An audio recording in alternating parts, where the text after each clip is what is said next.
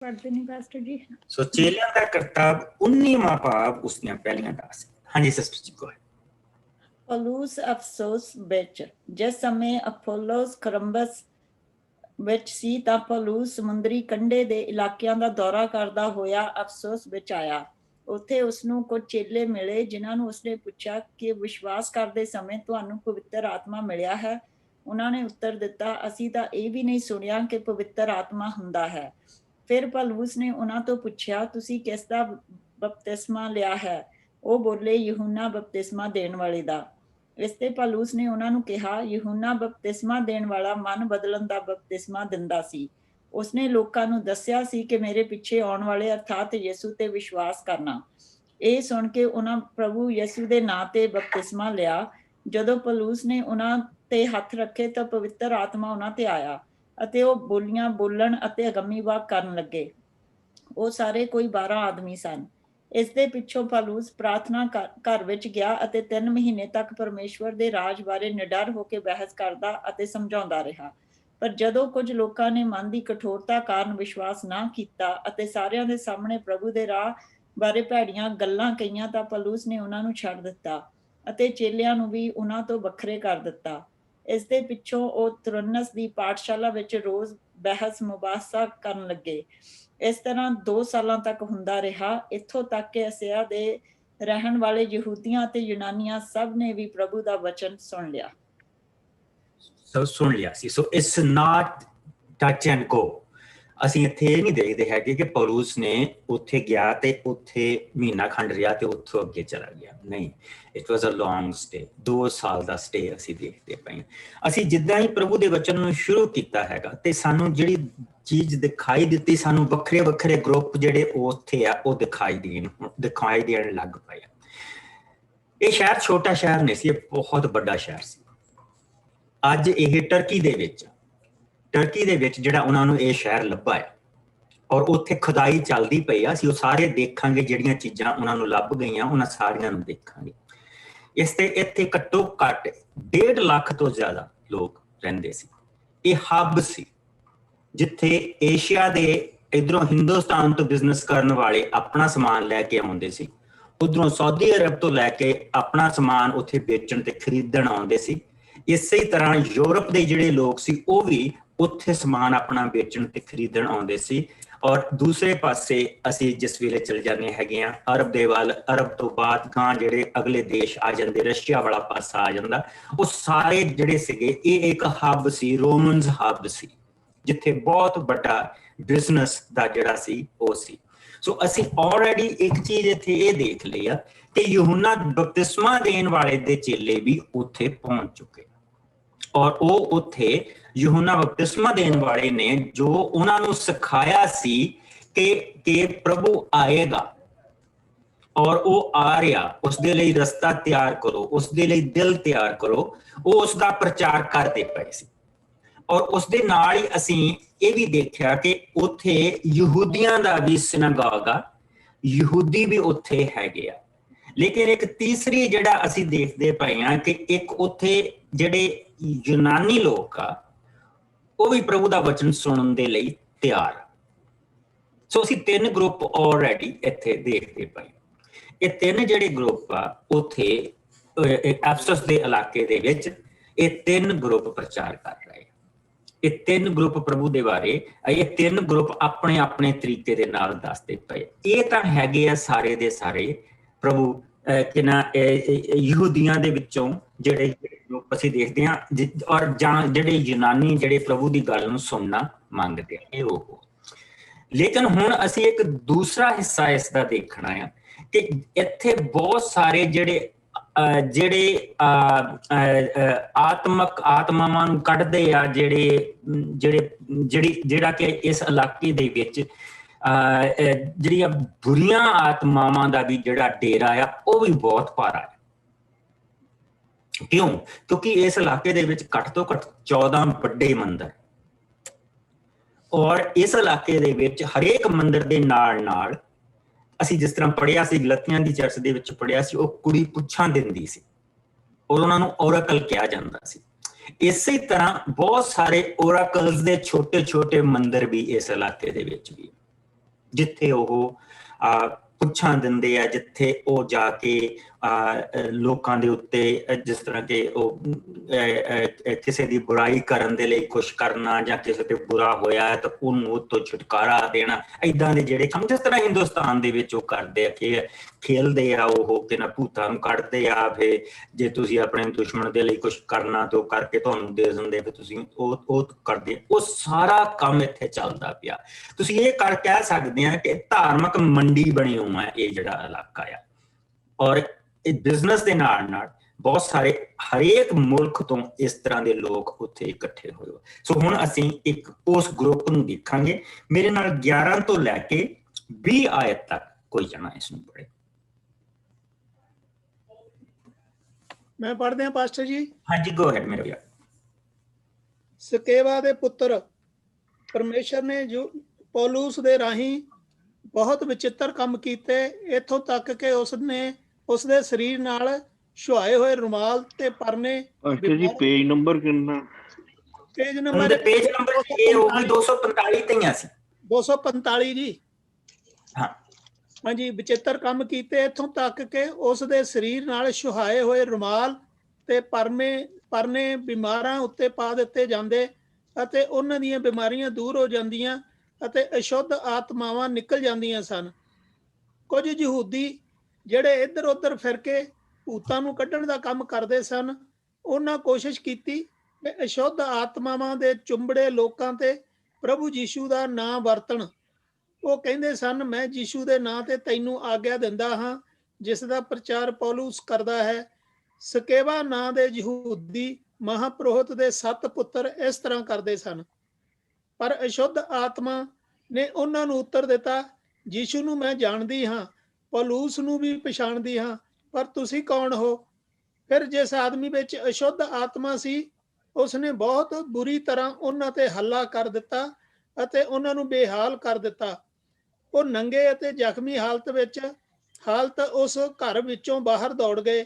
ਇਸ ਗੱਲ ਦਾ ਪਤਾ ਅਫਸਸ ਵਿੱਚ ਰਹਿਣ ਵਾਲੇ ਸਭ ਯਹੂਦੀਆਂ ਅਤੇ ਯੂਨਾਨੀਆਂ ਨੂੰ ਲੱਗ ਗਿਆ। ਉਹਨਾਂ ਸਾਰਿਆਂ ਤੇ ਭੈ ਛਾ ਗਿਆ ਅਤੇ ਪ੍ਰਭੂ ਯੀਸ਼ੂ ਦੇ ਨਾਂ ਦੀ ਬੜੀ ਮਹਿਮਾ ਹੋਈ। ਜਿਨ੍ਹਾਂ ਨੇ ਵਿਸ਼ਵਾਸ ਕੀਤਾ ਉਹਨਾਂ ਵਿੱਚੋਂ ਬਹੁਤਿਆਂ ਨੇ ਖੁੱਲ੍ਹੇਆਮ ਸਵੀਕਾਰ ਕਰਕੇ ਆਪਣੇ ਜਾਦੂ ਟੂਣੇ ਦੇ ਸਾਧਨਾਂ ਨੂੰ ਪ੍ਰਗਟ ਕੀਤਾ। ਬਹੁਤ ਸਾਰੇ ਜਾਦੂ ਟੂਣੇ ਕਰਨ ਵਾਲਿਆਂ ਨੇ ਆਪਣੀਆਂ ਕਿਤਾਬਾਂ ਇਕੱਠੀਆਂ ਕਰਕੇ ਸਭ ਲੋਕਾਂ ਦੇ ਸਾਹਮਣੇ ਉਹਨਾਂ ਨੂੰ ਅੱਗ ਲਾ ਦਿੱਤੀ। ਜਦੋਂ ਉਹਨਾਂ ਦਾ ਮੁੱਲ ਜੋੜਿਆ ਗਿਆ ਤਾਂ ਲਗਭਗ 50,000 ਰੁਪਏ ਹੋਇਆ। ਇਸ ਤਰ੍ਹਾਂ ਪ੍ਰਭੂ ਦਾ ਵਚਨ ਬਹੁਤ ਜ਼ੋਰ ਨਾਲ ਫੈਲਦਾ ਅਤੇ ਪੱਕਾ ਹੁੰਦਾ ਗਿਆ। ਪੜ੍ਹੇ ਸੁਣੇ ਜਾਣ ਤੇ ਸਾਰਿਆਂ ਨੂੰ ਸ਼ੀਸ਼ ਬਰਕਤ ਮਿਲੇ।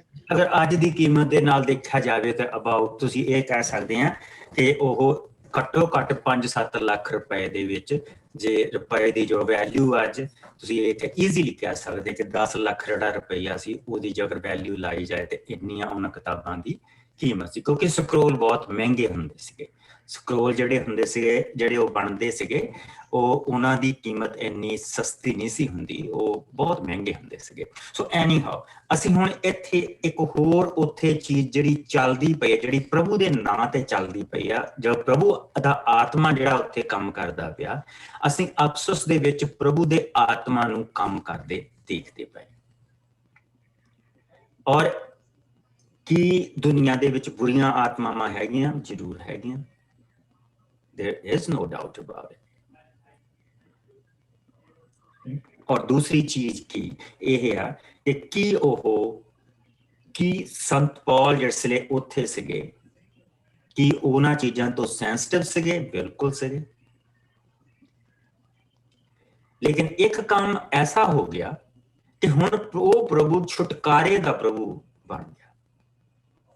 ਉੱਥੇ ਜਿਹੜੇ ਪਹਿਲਾਂ ਕੰਮ ਹੁੰਦੇ ਪਏ ਸੀ, ਉਹ ਇੱਕ ਆਤਮਾ ਇੱਥੋਂ ਨਿਕਲੀ ਤੇ ਦੂਸਰੇ 'ਚ ਜਾ ਵੜੀ, ਉੱਥੋਂ ਨਿਕਲੀ ਤੇ ਤੀਸਰੇ 'ਚ ਜਾ ਵੜੀ। ਲੇਕਿਨ ਹੁਣ ਇਹਨਾਂ ਨੂੰ ਬੰਧਨ ਲੱਗਦਾ ਪਿਆ ਕਿ ਇਹ ਤੰਗ ਨਹੀਂ ਕਰ ਸਕਦੇ। ਸੋ ਜਿਸ ਲਈ ਅਸੀਂ ਪ੍ਰਭੂ ਦੇ ਵਚਨ 'ਚ ਦੇਖਦੇ ਪਏ ਹਾਂ ਤੇ ਉੱਥੇ ਇੱਕ ਗਰੁੱਪ ਆ ਜਿਹੜਾ ਸਕੇਵਾ ਨਾਂ ਦਾ ਇੱਕ ਪੁਰੋਹਿਤ ਆ, ਉਸਦੇ ਪੁੱਤਰ ਆ, ਜਿਹੜੇ ਘੁੰਮ ਫਿਰ ਕੇ ਬੁਰੀਆਂ ਆਤਮਾਵਾਂ ਕੱਢਦੇ ਪਏ। ਯਾਨੀ ਕਿ ਉਹ ਵੀ ਉਸ ਸ਼ਹਿਰ ਦੇ ਵਿੱਚ ਅਫਸਸ ਦੇ ਵਿੱਚ ਪਹੁੰਚਿਓ। ਜਿਸ ਤਰ੍ਹਾਂ ਮੈਂ ਦੱਸਿਆ ਕਿ ਬਿਜ਼ਨਸ ਹੱਬ ਦੂਰ ਦੂਰ ਦੁਨੀਆ ਤੋਂ ਲੋਕ ਆ ਰਹੇ ਆ, ਸਾਰਿਆਂ ਨੂੰ ਆਪਣੀ ਆਪਣੀ ਪਈ ਹੋਆ। ਸੋ ਉਹ ਬੇਸਿਕਲੀ ਪੈਸੇ ਲੈਂਦੇ ਆ ਔਰ ਇਹ ਕੰਮ ਕਰਦੇ ਪਏ। ਔਰ ਉਹ ਜਿਸ ਵੇਲੇ ਸੰਤ ਪੌਲ ਉੱਥੇ ਆ ਤੇ ਬਹੁਤ ਸਾਰੇ ਲੋਕ ਆਪਣੇ ਬਿਮਾਰਾਂ ਨੂੰ ਲੈ ਕੇ ਆ ਰਹੇ ਆ ਔਰ ਸੰਤ ਪੌਲ ਉਹਨਾਂ ਦੇ ਲਈ ਦੁਆ ਕਰਦੇ ਪਏ ਆ, ਪ੍ਰਭੂ ਤੋਂ ਮੰਗਦੇ ਪਏ ਆ ਔਰ ਪ੍ਰਭੂ ਉਹਨਾਂ ਨੂੰ ਛੁਟਕਾਰਾ ਦੇ ਰਿਹਾ, ਆਜ਼ਾਦੀ ਦੇ ਰਿਹਾ ਉਹਨਾਂ ਚੀਜ਼ਾਂ ਚੋਂ। ਉਹਨਾਂ ਦੀ ਜ਼ਿੰਦਗੀ ਤੋਂ, ਉਹਨਾਂ ਦੀ ਜ਼ਿੰਦਗੀ ਜਿਹੜੀ ਆ ਉਸ ਚੀਜ਼ ਤੋਂ ਪੂਰਾ ਛੁਟਕਾਰਾ, ਸੰਪੂਰਨ ਛੁਟਕਾਰਾ ਪ੍ਰਭੂ ਦੇ ਰਿਹਾ। ਔਰ ਜਿਸ ਲਈ ਲੋਕਾਂ ਨੇ ਇਹ ਚੀਜ਼ ਸੁਣੀ ਤੇ ਲੋਕਾਂ ਦਾ ਜਿਹੜਾ ਜ਼ੋਰ ਸੀਗਾ ਉਹਨਾਂ ਦੇ ਵੱਲ ਵਧਣ ਲੱਗਾ। ਲੇਕਿਨ ਹੁਣ ਜਿਹੜੇ ਉਹ ਇੱਧਰ ਉੱਧਰ ਘੁੰਮ ਫਿਰ ਕੇ ਕਰਦੇ ਪਏ ਆ, ਉਹ ਉਹਨਾਂ ਦੇ ਕੋਲ ਇੱਕ ਐਸੀ ਭਾਰੀ ਆਤਮਾ ਆ ਗਈ ਜਿਹਨੂੰ ਉਹਨਾਂ ਨੂੰ ਕੱਢਣ ਦੀ ਕੋਸ਼ਿਸ਼ ਕਰਦੇ ਪਏ। ਔਰ ਜਿਸ ਲਈ ਉਹਨਾਂ ਦਾ ਵਸ ਨਹੀਂ ਚੱਲਿਆ ਤੇ ਉਹ ਕਹਿੰਦੇ ਯਿਸੂ ਦੇ ਨਾਂ ਦੇ ਉੱਤੇ ਤੇ ਸੰਤ ਪੌਲ ਦੇ ਨਾਂ ਦੇ ਉੱਤੇ ਅਸੀਂ ਤੈਨੂੰ ਹੁਕਮ ਦਿੰਦੇ ਹਾਂ, ਤੂੰ ਇਹਦੇ ਚ ਚੱਲ। ਤੇ ਉਹ ਆਤਮਾ ਦੇਖੋ ਕੀ ਕਹਿੰਦੀ ਪਈ ਹੈ। ਅਗੇਨ ਉਹੀ ਕੁੜੀ ਵਾਲੀ ਗੱਲ ਫਿਰ ਇੱਥੇ ਆ ਗਈ। ਯਿਸੂ ਨੂੰ ਮੈਂ ਜਾਣਦੀ ਹਾਂ ਤੇ ਪੌਲੁਸ ਨੂੰ ਵੀ ਮੈਂ ਪਛਾਣਦੀ ਹਾਂ ਕੌਣ, ਪਰ ਤੂੰ ਕੌਣ? ਸੋ ਉਹ ਜਿਹੜੇ ਜਿਸ ਆਦਮੀ ਦੇ ਉੱਤੇ ਉਹ ਆਤਮਾ ਆ, ਉਸਨੇ ਉਹਨਾਂ ਨੂੰ ਕੁੱਟ ਕੇ ਬੇਹਾਲ ਕਰ ਦਿੱਤਾ ਔਰ ਉੱਥੋਂ ਦੜਾ ਦਿੱਤਾ। ਹੁਣ ਜਿਸਲੇ ਲੋਕਾਂ ਨੇ ਇਹ ਚੀਜ਼ ਦੇਖੀ ਆ ਤੇ ਉਹ ਆਪਣੇ ਆਪ ਬਿਮਾਰਾਂ ਨੂੰ ਪੌਲ ਦੇ ਕੋਲ ਲੈ ਕੇ ਆਉਣ ਲੱਗ ਪਏ। ਔਰ ਜਿਸਲੇ ਬਾਕੀ ਦੇ ਜਿਹੜੇ ਇਸ ਤਰ੍ਹਾਂ ਦੇ ਕੰਮ ਕਰਨ ਵਾਲੇ ਉਸ ਇਲਾਕੇ 'ਚ, ਜਿਸਲੇ ਉਹਨਾਂ ਨੇ ਇਹ ਚੀਜ਼ ਦੇਖੀ ਆ ਤੇ ਉਹਨਾਂ ਨੇ ਕਿਹਾ ਕਿ ਕਿਉਂ ਨਾ ਅਸੀਂ ਪ੍ਰਭੂ ਦੀ ਹਜ਼ੂਰੀ ਦੇ ਵਿੱਚ ਜਾਈਏ। ਅਸੀਂ ਆ ਭੂਤਾਂ ਦੀ ਮਦਦ ਨਾਲ ਭੂਤ ਕੱਢਦੇ ਪਏ ਆ, ਇਹ ਅਸੀਂ ਕੀ ਕੰਮ ਕਰਦੇ ਪਏ? ਕਿਉਂ ਨਾ ਅਸੀਂ ਪ੍ਰਭੂ ਦੇ ਕੋਲ ਜਾਈਏ, ਕਿਉਂ ਨਾ ਅਸੀਂ ਪ੍ਰਭੂ ਦੇ ਲਈ ਬਰਕਤ ਦਾ ਕਾਰਨ ਬਣੀਏ। ਸੋ ਉਹ ਲੋਕ ਵੀ ਆਉਣੇ ਸ਼ੁਰੂ ਹੋ ਗਏ ਔਰ ਜੋ ਉਹਨਾਂ ਦਾ ਆਪਣਾ ਜੋ ਗਿਆਨ ਸੀ, ਜੋ ਉਹਨਾਂ ਨੂੰ ਮਿਲਿਆ ਸੀ, ਸੰਤ ਪੌਲ ਨੇ ਕਿਹਾ ਕਿ ਤੁਹਾਨੂੰ ਪਹਿਲਾਂ ਆਪਣਾ ਰਸਤਾ ਘਰ ਸਾਫ਼ ਕਰਨਾ ਪੈਣਾ, ਇਹ ਜ਼ਰੂਰੀ ਹੈ। ਸੋ ਉਹਨਾਂ ਨੇ ਆਪਣੀਆਂ ਸਾਰੀਆਂ ਉਹ ਜਾਦੂ ਟੂਣਿਆਂ ਦੀਆਂ ਕਿਤਾਬਾਂ, ਉਹ ਜਿਹੜੇ ਤਵੀਜ਼ ਬਣਾਉਣ ਵਾਲੇ ਦੇ ਬਣਾਉਣ ਵਾਲੀਆਂ ਚੀਜ਼ਾਂ, ਜੋ ਵੀ ਉਹ ਵਰਤਦੇ ਸੀਗੇ, ਉਹ ਸਾਰਾ ਕੁਝ ਲੈ ਕੇ ਆਏ ਔਰ ਉਹਨਾਂ ਨੇ ਉਹ ਸਾਰੀਆਂ ਚੀਜ਼ਾਂ ਨੂੰ ਅੱਗ ਲਾ ਦਿੱਤੀ। ਸੋ ਅਗਰ ਅਸੀਂ ਦੇਖੀਏ, ਕਹਿੰਦੇ ਜਦੋਂ ਇਸ ਗੱਲ ਦਾ ਪਤਾ ਅਫਸੁਸ ਦੇ ਵਿੱਚ ਰਹਿਣ ਵਾਲੇ ਯਹੂਦੀਆਂ ਅਤੇ ਯੂਨਾਨੀਆਂ ਨੂੰ ਲੱਗਾ, ਦੋਨਾਂ ਨੂੰ, ਯਹੂਦੀਆਂ ਅਤੇ ਯੂਨਾਨੀਆਂ ਨੂੰ ਲੱਗਾ ਕਿ ਕਿਹੜੀ ਗੱਲ ਦਾ ਕਿ ਉਹਨਾਂ ਨੂੰ ਦੜਾ ਦਿੱਤਾ ਉਹਨਾਂ ਨੇ, ਤਾਂ ਉਹਨਾਂ ਸਾਰਿਆਂ ਤੇ ਭੈ ਛਾ ਗਿਆ ਅਤੇ ਪ੍ਰਭੂ ਯਿਸੂ ਦੇ ਨਾਂ ਦੀ ਬੜੀ ਮਹਿਮਾ ਹੋਈ। ਪ੍ਰਭੂ ਯਿਸੂ ਦੇ ਨਾਂ ਦੀ ਬੜੀ ਮਹਿਮਾ ਹੋਈ। ਜਿਨ੍ਹਾਂ ਨੇ ਵਿਸ਼ਵਾਸ ਕੀਤਾ ਉਹਨਾਂ ਵਿੱਚੋਂ ਬਹੁਤਿਆਂ ਨੇ ਖੁੱਲੇ ਆਮ ਸਵੀਕਾਰ ਕਰਕੇ ਆਪਣੇ ਜਾਦੂ ਟੂਣੇ ਦੇ ਸਾਧਨਾਂ ਨੂੰ ਪ੍ਰਗਟ ਕੀਤਾ। ਜੋ ਵੀ ਉਹ ਰੱਖ ਕੇ ਬੈਠੇ ਹੋ ਸੀਗੇ, ਜੋ ਵੀ ਉਹ ਜਿਹੜੇ ਵੀ ਤਰੀਕਿਆਂ ਦੇ ਨਾਲ ਉਹ ਕਰਦੇ ਸੀ ਆਪਣਾ ਕੰਮ, ਬਹੁਤ ਸਾਰੇ ਜਾਦੂ ਟੂਣੇ ਕਰਨ ਵਾਲਿਆਂ ਨੇ ਆਪਣੀਆਂ ਕਿਤਾਬਾਂ ਇਕੱਠੀਆਂ ਕਰਕੇ ਸਭ ਲੋਕਾਂ ਦੇ ਸਾਹਮਣੇ ਉਹਨਾਂ ਨੂੰ ਅੱਗ ਲਾ ਦਿੱਤੀ। ਅਤੇ ਜਦੋਂ ਉਹਨਾਂ ਦਾ ਮੁੱਲ ਜੋੜਿਆ ਗਿਆ ਤਾਂ ਲਗਭਗ 50,000 ਰੁਪਏ ਹੋਇਆ। ਇਸ ਤਰ੍ਹਾਂ ਪ੍ਰਭੂ ਦਾ ਵਚਨ ਬਹੁਤ ਜ਼ੋਰ ਦੇ ਨਾਲ ਫੈਲਦਾ ਅਤੇ ਪੱਕਾ ਹੁੰਦਾ ਗਿਆ। ਸੋ ਅਫਸੋਸ ਦੇ ਇਲਾਕੇ ਦੇ ਵਿੱਚ ਇਸ ਤਰੀਕੇ ਦੇ ਨਾਲ ਪ੍ਰਭੂ ਕੰਮ ਕਰਦਾ ਪਿਆ। ਉਹ ਇਲਾਕਾ ਬੁਰੀਆਂ ਆਤਮਾਵਾਂ ਦੇ ਨਾਲ ਭਰਿਆ ਪਿਆ। ਅਫਸੋਸ ਦੇ ਵਿੱਚ ਇੱਕ ਮੰਦਿਰ ਸੀ ਜਿਹੜਾ ਉਸ ਸਮੇਂ ਦੇ 7 ਅਜੂਬਿਆਂ ਦੇ ਵਿੱਚੋਂ ਇੱਕ ਸੀ। ਜਿਹੜੇ ਉਸ ਸਮੇਂ ਦੇ 7 ਅਜੂਬੇ ਸੀ ਨਾ, ਉਹਨਾਂ ਦੇ ਵਿੱਚੋਂ ਇੱਕ ਉਹ ਮੰਦਿਰ ਸੀ। ਔਰ ਉਹ ਮੰਦਿਰ ਜਿਹੜਾ ਸੀਗਾ, ਉੱਥੇ ਸਾਲ ਦੇ ਵਿੱਚ 4 ਵਾਰੀ ਮੇਲਾ ਲੱਗਦਾ ਸੀ ਔਰ ਵੱਖ-ਵੱਖ ਦੇਸ਼ਾਂ ਦੇ ਲੋਕ ਉੱਥੇ ਆਉਂਦੇ ਸੀ ਉਸ ਦੇਵੀ ਦੀ ਪੂਜਾ ਕਰਨ ਦੇ ਲਈ। ਔਰ ਉਸ ਦੇਵੀ ਦੀ ਜਿਹੜੀ ਪੂਜਾ ਪੁਜਾਰੀ ਸੀਗੇ, ਹੁਣ ਅਸੀਂ ਉਹ ਦੇਖਦੇ। ਅਗਲਾ ਜਿਹੜੀ ਚੀਜ਼ ਆ ਉਹ ਇਹ ਹੋ ਰਹੀ ਆ ਕਿ ਉਹ ਇੱਕ ਬਹੁਤ ਵੱਡੀ ਅਰਤਮਸ ਜਿਹੜੀ ਦੇਵੀ ਸੀ, ਉਹਦਾ ਪੂਜਾ ਸਥਲ ਜਿਹੜਾ ਸੀਗਾ, ਉਹਦਾ ਜਿਹੜਾ ਮੰਦਿਰ ਸੀਗਾ, ਮੇਨ ਮੰਦਿਰ ਸੀ, ਜਿਹੜਾ 144 ਥੰਮਾਂ ਦੇ ਉੱਤੇ ਖੜਾ ਸੀ, ਔਰ ਜਿਹੜਾ ਘੱਟੋ ਘੱਟ ਜਿੱਡਾ ਫੁੱਟਬਾਲ ਦੀ ਗਰਾਊਂਡ ਹੁੰਦੀ ਹੈ, ਇੰਨੀ ਜਗ੍ਹਾ ਦੇ ਵਿੱਚ ਉਹ ਮੰਦਿਰ ਬਣਿਆ ਸੀ। ਅਸੀਂ ਉਹ ਸਾਰੀਆਂ ਚੀਜ਼ਾਂ ਦੇਖਾਂਗੇ। ਉਹ ਮੰਦਿਰ ਬਣਿਆ ਸੀ ਔਰ ਉੱਥੇ ਉਹ ਅਰਥਮਸ ਦੇਵੀ ਦੀ ਜਿਹੜੀ ਪੂਜਾ ਹੁੰਦੀ ਸੀ, ਔਰ ਜਿਹੜੀ ਉੱਥੇ ਉਹਦੀ ਉਹ 500 ਟਨ ਸੋਨੇ ਦੀ ਜਿਹੜੀ ਮੂਰਤੀ ਬਣੀ ਹੋਈ ਸੀਗੀ, ਜਿਹੜੀ ਉਹਨਾਂ 4 ਦਿਨਾਂ ਦੇ ਵਿੱਚ ਹੀ ਦਿਖਾਈ ਜਾਂਦੀ ਸੀਗੀ। ਉਹਦੀ ਪੂਜਾ ਦੇ ਲਈ ਜਿਹੜੇ ਲੋਕ ਦੂਰੋਂ ਦੂਰੋਂ ਈਵਨ ਹਿੰਦੁਸਤਾਨ ਦੇ ਤੱਕ ਲੋਕ ਆਉਂਦੇ ਸੀ, ਜਿੱਥੇ ਜਿੱਥੇ ਵੀ ਲੋਕ ਬਸੇ ਹੋ ਸੀ ਉਹਦੇ ਪੁਜਾਰੀ ਉਹ ਆਉਂਦੇ ਸੀਗੇ। ਔਰ ਉਹਦੇ ਹੁਣ ਅਸੀਂ ਜਿਹੜੇ ਉਹਦੇ ਸੇਵਕ, ਹੁਣ ਅਸੀਂ ਦੇਖਾਂਗੇ ਕਿ ਹੁਣ ਉਸ ਚੀਜ਼ ਦੇ ਉੱਤੇ ਵੀ ਅਸਰ ਪੈਣ ਲੱਗ ਪਿਆ। ਇੱਕ ਐਡੇ ਵੱਡੇ ਜਿਹੜਾ ਰਿਲੀਜਨ ਜਿਹੜਾ ਸੈਂਟਰ ਆ, ਹੁਣ ਉਹਦੇ ਤੇ ਵੀ ਅਸਰ ਪੈਣ ਲੱਗ ਪਿਆ ਇਸ ਚੀਜ਼ ਦਾ ਕਿ ਪ੍ਰਭੂ ਦੇ ਲੋਕ ਉੱਥੇ ਆ ਗਏ। ਕੋਈ ਜਣਾ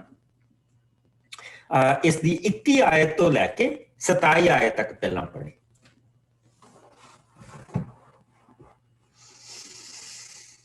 ਮੈਂ ਪੜ੍ਹਦੀ ਨਹੀਂ ਪਾਸਟਰ ਜੀ। ਅਫਸੋਸ ਵਿੱਚ ਹੁੱਲੜ ਇਹਨਾਂ ਗੱਲਾਂ ਦੇ ਹੋ ਚੁੱਕਣ ਪਿੱਛੋਂ ਪੌਲੁਸ ਨੇ ਇਰਾਦਾ ਕੀਤਾ ਤੇ ਕਿਹਾ, ਮੈਂ ਮਕਦੂਨੀਆ ਤੇ ਅਖਾਇਆ ਉੱਤੇ ਹੋਏ ਯਰੂਸ਼ਲਮ ਜਾਵਾਂਗਾ, ਹੁੰਦੇ ਹੋਏ ਯਰੂਸ਼ਲਮ ਜਾਵਾਂਗਾ ਅਤੇ ਉੱਥੇ ਪਹੁੰਚਣ ਦੇ ਪਿੱਛੋਂ ਰੋਮ ਵੀ ਜ਼ਰੂਰ ਜਾਵਾਂਗਾ। ਇਸ ਲਈ ਉਹ ਆਪਣੇ ਦੋਹਾਂ ਮਦਦਗਾਰਾਂ ਤਿਮੋਥੀਅਸ ਅਤੇ ਇਸਰਤੁਸ ਨੂੰ ਮਕਦੂਨੀਆ ਨੂੰ ਘੱਲ ਦਿੱਤਾ ਅਤੇ ਆਪ ਅਸਿਆ ਵਿੱਚ ਹੀ ਕੁਝ ਦਿਨਾਂ ਤੱਕ ਠਹਿਰ ਗਿਆ। ਇਹਨਾਂ ਦਿਨਾਂ ਵਿੱਚ ਹੀ ਪ੍ਰਭੂ ਦੇ ਰਾਹ ਦੇ ਕਾਰਨ ਬਹੁਤ ਹਲਚਲ ਮਚੀ।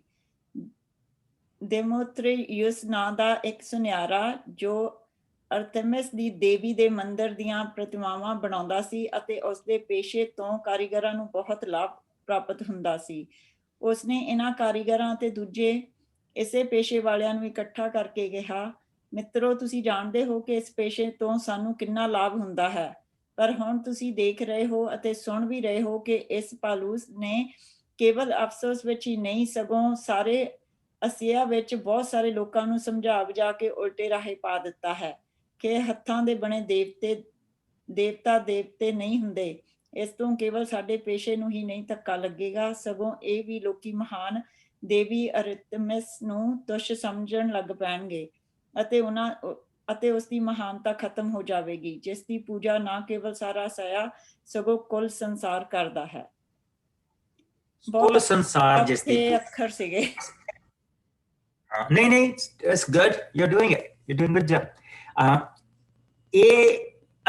ਅਸੀਂ ਇੱਥੇ ਜਿਹੜੀ ਚੀਜ਼ ਦੇਖਦੇ ਪਏ ਆ ਕਿ ਉਸ ਦੇਵੀ ਦੇ ਮੰਦਿਰ ਤੇ ਜਿਹੜੇ 4 ਮੇਲੇ ਲੱਗਦੇ ਆ, ਉਹਨਾਂ ਮੇਲਿਆਂ ਦੇ ਵਿੱਚ ਉਹ ਜਿਹੜੇ ਉੱਥੇ ਦੇ ਕਾਰੀਗਰ ਆ, ਜਿਹੜੇ ਮੂਰਤੀਆਂ ਬਣਾਉਣ ਵਾਲੇ ਆ, ਉਹ ਮੂਰਤੀਆਂ ਵੇਚਦੇ ਆ। ਸੋ ਉੱਥੇ ਦਾ ਜਿਹੜਾ ਸਭ ਤੋਂ ਵੱਡਾ ਬਿਜ਼ਨਸ, ਬਹੁਤੀਆਂ ਵੱਡੀਆਂ ਬਿਜ਼ਨਸਾਂ ਚ ਜਿਹੜਾ ਇੱਕ ਬਿਜ਼ਨਸ ਆ, ਉਹ ਉਸ ਮੰਦਿਰ ਦੇ ਆਲੇ ਦੁਆਲੇ। ਜਿਸ ਤਰ੍ਹਾਂ ਕਿ ਅਸੀਂ ਮੈਂ ਤੁਹਾਨੂੰ ਪੰਜਾਬ ਦੀ ਸਧਾਰਨ ਐਗਜ਼ਾਮਪਲ ਦਿੰਦਾ, ਹੁਣ ਜਿੱਦਾਂ ਹਰਿਮੰਦਰ ਸਾਹਿਬ ਆ, ਲੋਕ ਉੱਥੇ ਜਾਂਦੇ ਆ, ਰਾਈਟ, ਲੇਕਿਨ ਉਹਦੇ ਆਲੇ ਦੁਆਲੇ ਬਹੁਤ ਸਾਰਿਆਂ ਲੋਕਾਂ ਦਾ ਜਿਹੜਾ ਬਿਜ਼ਨਸ ਆ ਉਹਦੇ ਤੇ ਚੱਲਦਾ, ਉਹਨਾਂ ਦੀ ਰੋਜੀ ਰੋਟੀ ਉੱਤੇ ਚੱਲਦੀ ਪਈ। ਕੋਈ ਉੱਥੇ ਗੁਰੂ ਗ੍ਰੰਥ ਸਾਹਿਬ ਵੇਚਦਾ ਪਿਆ, ਕੋਈ ਉੱਥੇ ਛੋਟੇ ਛੋਟੇ ਹਿੱਸੇ ਵੇਚਦਾ ਪਿਆ, ਕੋਈ ਤਸਵੀਰਾਂ ਵੇਚਦਾ ਪਿਆ, ਕੋਈ ਕੁਛ ਵੇਚਦਾ ਪਿਆ, ਕੋਈ ਕੁਛ ਵੇਚਦਾ ਪਿਆ। ਇਸੇ ਤਰ੍ਹਾਂ ਇਸ ਇਲਾਕੇ ਦੇ ਵਿੱਚ ਇਸ ਦੇਵੀ ਦੇ ਜਿਹੜੇ ਲੋਕ ਸੀਗੇ, ਅਰਤਮਸ ਜਿਹੜੀ ਦੇਵੀ ਸੀਗੀ, ਉਹ ਇੱਕ ਜਿੱਦਾਂ ਤੁਸੀਂ ਇਹ ਕਹਿ ਲਓ ਕਿ ਵੱਡੇ ਦੇਵੀ ਦੇਵਤਿਆਂ ਦੇ ਵਿੱਚ ਉਸ ਦਾ ਨਾਮ ਗਿਣਿਆ ਜਾਂਦਾ ਸੀ। ਇਹ ਜਿਹੜੀ ਦੇਵੀ ਸੀਗੀ, ਇਸ ਦਾ ਇਸ ਨੂੰ ਇਹ ਕਿਹਾ ਜਾਂਦਾ ਸੀ ਕਿ ਇਹ ਔਲਾਦ ਬਖਸ਼ਦੀ ਹੈ, ਔਰ ਇਸ ਕਰਕੇ ਉੱਥੇ ਲੋਕ ਦੂਰੋਂ ਦੂਰੋਂ ਆਉਂਦੇ ਸੀਗੇ ਜਿਹੜੇ ਔਲਾਦ ਪ੍ਰਾਪਤ ਕਰਨੀ ਮੰਗਦੇ ਸੀ ਜਾਂ ਆਪਣੀ ਔਲਾਦ ਨੂੰ ਬਰਕਤ ਦਵਾਉਣੀ ਮੰਗਦੇ ਸੀ। ਉਹਨਾਂ ਨੂੰ ਲੈ ਕੇ ਉਹ ਆਪਣੇ ਬੱਚਿਆਂ ਨੂੰ ਲੈ ਕੇ ਆਪ ਵੀ ਲੈ ਕੇ ਆਉਂਦੇ ਸੀ, ਔਰ ਜਾਂਦੇ ਹੋਏ ਇਹ ਜ਼ਰੂਰੀ ਹੁੰਦਾ ਸੀ ਕਿ ਉਹ ਅਰਤਮਸ ਦੇਵੀ ਦੀ ਇੱਕ ਤਸਵੀਰ, ਇੱਕ ਉਸ ਦੀ ਮੂਰਤੀ ਜ਼ਰੂਰ ਲੈ ਕੇ ਜਾਣ। ਜਿਹੜੇ ਅਮੀਰ ਹੁੰਦੇ ਸੀਗੇ ਉਹ ਸੋਨੇ ਦੀਆਂ ਲੈ ਕੇ ਜਾਂਦੇ ਸੀਗੇ, ਜਿਹੜੇ ਵਿਚਾਰੇ ਗਰੀਬ ਹੁੰਦੇ ਸੀਗੇ ਉਹ ਪੱਥਰ ਦੀ ਜਾਂ ਮਿੱਟੀ ਦੀ ਜਿਹੜੀ ਉਹਨਾਂ ਨੇ ਬਣਾਈ ਹੁੰਦੀ ਸੀ ਦੇਵੀ, ਉਹ ਲੈ ਕੇ ਜਾਂਦੇ ਸੀ। ਪਰ ਲੈ ਕੇ ਜਾਣੀ ਪੈਂਦੀ ਸੀ, ਫੇਰ ਜਾ ਕੇ ਉਹਨਾਂ ਦੀ ਜਿਹੜੀ ਯਾਤਰਾ ਉਹ ਕੰਪਲੀਟ ਹੁੰਦੀ ਸੀ। ਤਾਂ ਤੁਸੀਂ ਇਹ ਵੀ ਕਹਿ ਸਕਦੇ ਆ ਕਿ ਸੁਨਿਆਰੇ ਈਵਨ ਜਿਹੜੇ ਉੱਥੇ ਦੇ ਸੁਨਿਆਰੇ, ਜਿਹੜੇ ਮਿੱਟੀ ਦਾ ਕੰਮ ਕਰਦੇ, ਘੁਮਾਰ, ਜਿਹੜੇ ਲੱਕੜੀ ਦਾ ਕੰਮ ਕਰਦੇ ਆ, ਤਰਖਾਣ, ਉਹਨਾਂ ਸਾਰਿਆਂ ਨੂੰ ਉਹਦੇ ਤੋਂ ਬੈਨੀਫਿਟ ਹੋ ਰਿਹਾ ਸੀ। ਉਹਨਾਂ ਸਾਰਿਆਂ ਦਾ ਇੱਕ ਪੇਸ਼ਾ ਸੀ ਜਿਸ ਤੋਂ ਉਹ ਬਹੁਤ ਮੁਨਾਫਾ ਕਰਦੇ ਸੀ। ਲੇਕਿਨ ਇੱਕ ਫਰਕ ਪੈ ਗਿਆ ਕਿ ਜਿਸਲੇ ਜਾਦੂਗਰਾਂ ਨੇ ਆਪਣੀਆਂ ਸਾਰੀਆਂ ਕਿਤਾਬਾਂ ਸਾੜ ਦਿੱਤੀਆਂ ਤੇ ਉਸ ਬਿਜ਼ਨਸ ਨੂੰ ਵੀ ਇੱਕ ਤਰ੍ਹਾਂ ਦੀ ਢਾਹ ਲੱਗ ਗਈ, ਇੱਕ ਪਾਸੇ ਹੋ ਗਿਆ। ਤੇ ਉਹ ਜਿਹੜੀਆਂ ਪੁੱਛਾਂ ਦੇਣ ਵਾਲੇ ਸੀਗੇ ਉਹ ਸਾਰਾ ਏਰੀਆ ਪ੍ਰਭੂ ਨੇ ਸਾਫ਼ ਕਰ ਦਿੱਤਾ। ਤਾਂ ਉਸਦੇ ਨਾਲ ਨਾਲ ਹੁਣ ਜਿਹੜੇ ਇਹ ਦੇਵੀ ਵਾਲੇ ਸੀਗੇ, ਉੱਥੇ ਦੇ ਰਹਿਣ ਵਾਲੇ ਲੋਕਾਂ ਨੇ ਇਹ ਕਹਿਣਾ ਸ਼ੁਰੂ ਕਰ ਦਿੱਤਾ ਕਿ ਇਹ ਤਾਂ ਇੱਟਾਂ ਪੱਥਰਾਂ ਦੀਆਂ ਬਣੀਆਂ ਦੇਵੀ ਦੇਵਤੇ, ਇਹਨਾਂ ਨੇ ਕੀ ਕਰ ਲੈਣਾ, ਇਹਨਾਂ ਕੋਲ ਕੁਛ ਨਹੀਂ। ਜਿਉਂਦਾ ਪ੍ਰਭੂ ਦੇ ਅਸੀਂ ਕੰਮ ਦੇਖ ਕੇ ਆਏ। ਉਹ ਜਿਹੜੀਆਂ ਆਤਮਾਵਾਂ ਅਸੀਂ ਸਾਰੀ ਉਮਰ ਨਹੀਂ ਕਿਸੇ ਦੇ ਵਿੱਚੋਂ ਕੱਢ ਸਕੇ, ਔਰ ਥੋੜੀ ਦੇਰ ਦੇ ਲਈ ਉਹ ਆਤਮਾ ਚਲੀ ਜਾਂਦੀ ਸੀਗੀ ਔਰ ਮੁੜ ਕੇ ਫਿਰ ਉਹੀ ਹਾਲ ਬੰਦੇ ਦਾ ਹੋ ਜਾਂਦਾ ਸੀ। ਅਸੀਂ ਉਹ ਦੇਖਿਆ ਪ੍ਰਭੂ ਨੇ ਕਿਸ ਤਰ੍ਹਾਂ ਕੰਮ ਕੀਤਾ, ਕਿਸ ਤਰ੍ਹਾਂ ਪ੍ਰਭੂ ਨੇ ਉਹਨਾਂ ਲੋਕਾਂ ਨੂੰ ਬਰਕਤ ਦਿੱਤੀ ਹੈ ਕਿ ਉਹ ਜਿਹੜੇ ਉਹ ਕੰਮ ਕਰਦੇ ਸੀਗੇ, ਉਹਨਾਂ ਨੇ ਉਸ ਕੰਮ ਨੂੰ ਅੱਗ ਲਾ ਕੇ ਉਹ ਪ੍ਰਭੂ ਦੇ ਵਿੱਚ ਆ ਗਏ। ਇੰਨੇ ਮਹਾਨ ਕੰਮ ਹੋ ਰਹੇ।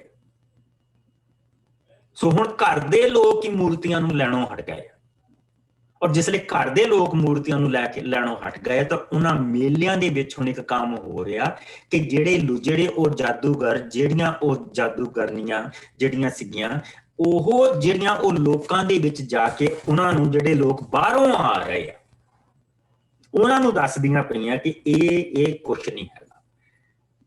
ਜਿਹੜੇ ਲੋਕ ਉਹਨਾਂ ਓਰਕਲਸ ਦੇ ਕੋਲ ਆਉਂਦੇ ਹੁੰਦੇ ਸੀਗੇ, ਉਹ ਜਿਸਲੇ ਉਹਨਾਂ ਦੇ ਕੋਲ ਆਏ, ਉਹਨਾਂ ਜਾਦੂਗਰਾਂ ਦੇ ਕੋਲ ਆਉਂਦੇ ਹੁੰਦੇ ਸੀ ਕਿ ਉੱਥੇ ਸਿਆਣਾ ਆ, ਉਹ ਸਿਆਣੇ ਨੂੰ ਵਿੱਚ ਮਿਲੇ ਆਵਾਂਗੇ, ਤੇ ਉਹ ਸਿਆਣੇ ਹੁਣ ਉਹ ਸਿਆਣੇ ਨਹੀਂ ਰਹੇ, ਉਹ ਪ੍ਰਭੂ ਦੇ ਸਿਆਣੇ ਹੋ ਗਏ। ਔਰ ਉਹਨਾਂ ਨੇ ਦੱਸਣਾ ਸ਼ੁਰੂ ਕਰ ਦਿੱਤਾ ਲੋਕਾਂ ਨੂੰ ਕਿ ਨਹੀਂ, ਯਿਸੂ ਮਸੀਹ ਅਸਲੀ ਹੈ। ਔਰ ਲੋਕਾਂ ਨੇ ਉਹ ਜਿਹੜੀ ਮੰਦਿਰ ਦੀ ਜਿਹੜੀ ਆਮਦਨ ਸੀਗੀ ਉਹ ਖਤਮ ਹੋਣੀ ਸ਼ੁਰੂ ਹੋ ਗਈ। ਇਹਨਾਂ ਦੀਆਂ ਮੂਰਤੀਆਂ ਨਹੀਂ ਵਿਕਦੀਆਂ ਪਈਆਂ। ਇਹ ਕੰਮ ਸ਼ੁਰੂ ਹੋ ਗਿਆ ਔਰ ਉਸਦੇ ਨਾਲ ਇੱਕ ਉੱਥੇ ਹੋਰ ਭਗਦੜ ਜਿਹੜੀ ਪੈ ਗਈ ਆ, ਉਹ ਇਹ ਪੈ ਗਈ ਕਿ ਉਹਨਾਂ ਨੇ ਪੌਲੁਸ ਦੇ ਉੱਤੇ ਸਿੱਧੀ ਉਂਗਲ ਚੁੱਕੀ ਆ।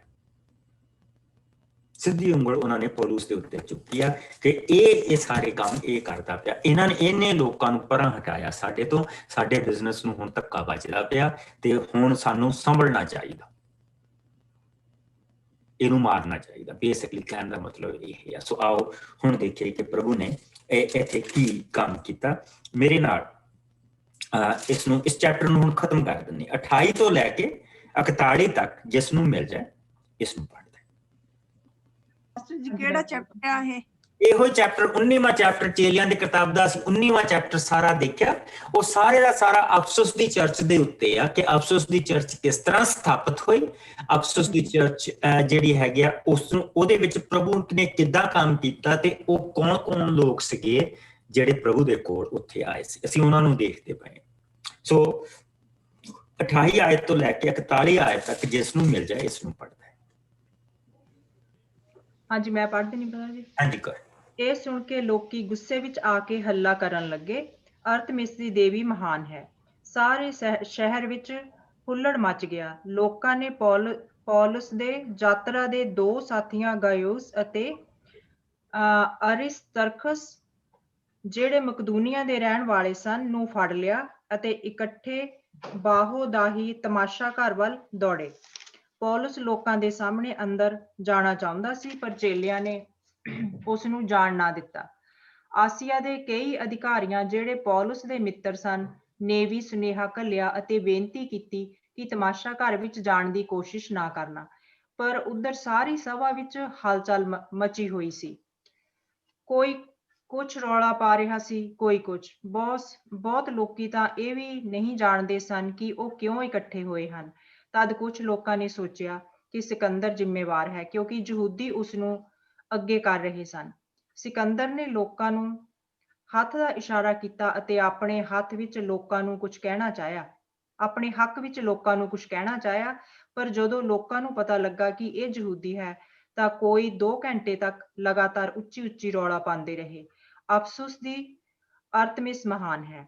ਫਿਰ ਸ਼ਹਿਰ ਦੇ ਮੰਤਰੀ ਨੇ ਭੀੜ ਨੂੰ ਚੁੱਪ ਕਰਵਾਉਂਦੇ ਹੋਏ ਕਿਹਾ, ਅਫਸੁਸ ਦੇ ਨਿਵਾਸੀ ਭਰਾਵੋ, ਕੌਣ ਆਦਮੀ ਹੈ ਜੋ ਨਹੀਂ ਜਾਣਦਾ ਹੈ ਕਿ ਇਹ ਅਫਸੁਸ ਸ਼ਹਿਰ ਮਹਾਨ ਦੇਵੀ ਅਰਤਮਿਸ ਦੇ ਮੰਦਰ ਅਤੇ ਆਕਾਸ਼ ਤੋਂ ਡਿੱਗੀ ਮੂਰਤੀ ਦਾ ਸੇਵਾਦਾਰ ਹੈ। ਇਹਨਾਂ ਗੱਲਾਂ ਨੂੰ ਕੋਈ ਝੂਠਾ ਨਹੀਂ ਸਿੱਧ ਕਰ ਸਕਦਾ। ਇਸ ਲਈ ਤੁਹਾਨੂੰ ਸ਼ਾਂਤ ਰਹਿਣਾ ਚਾਹੀਦਾ ਹੈ ਅਤੇ ਬਿਨਾਂ ਸੋਚੇ ਸਮਝੇ ਕੁਝ ਨਹੀਂ ਕਰਨਾ ਚਾਹੀਦਾ। ਤੁਸੀਂ ਇਹਨਾਂ ਆਦਮੀਆਂ ਨੂੰ ਇੱਥੇ ਲਿਆਏ ਹੋ ਜਿਨ੍ਹਾਂ ਨਾ ਤਾਂ ਮੰਦਰ ਦੀ ਚੋਰੀ ਕੀਤੀ ਹੈ ਅਤੇ ਨਾ ਹੀ ਸਾਡੀ ਦੇਵੀ ਦਾ ਅਪਮਾਨ।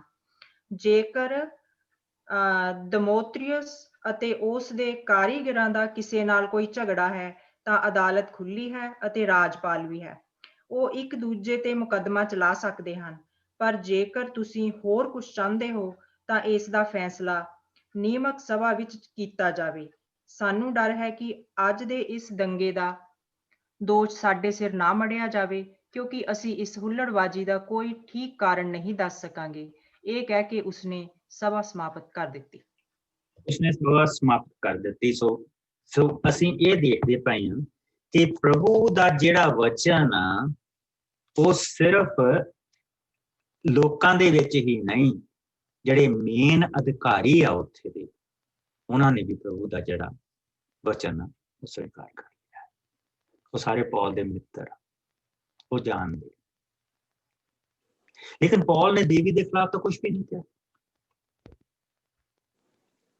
ਪੌਲ ਨੇ ਉਹਨਾਂ ਨੂੰ ਸਿਰਫ ਰਸਤਾ ਦੱਸਿਆ ਕਿ ਪ੍ਰਭੂ ਦਾ ਰਸਤਾ ਕੀ ਹੈ। ਉਹ ਮੂਰਤੀ ਵਿੱਚ ਕੁਛ ਨਹੀਂ, ਉਸਨੇ ਦੱਸਿਆ ਕਿ ਇਹ ਤਾਂ ਮੂਰਤੀ ਹੈ, ਇਸ ਦੇ ਵਿੱਚ ਕੁਛ ਨਹੀਂ।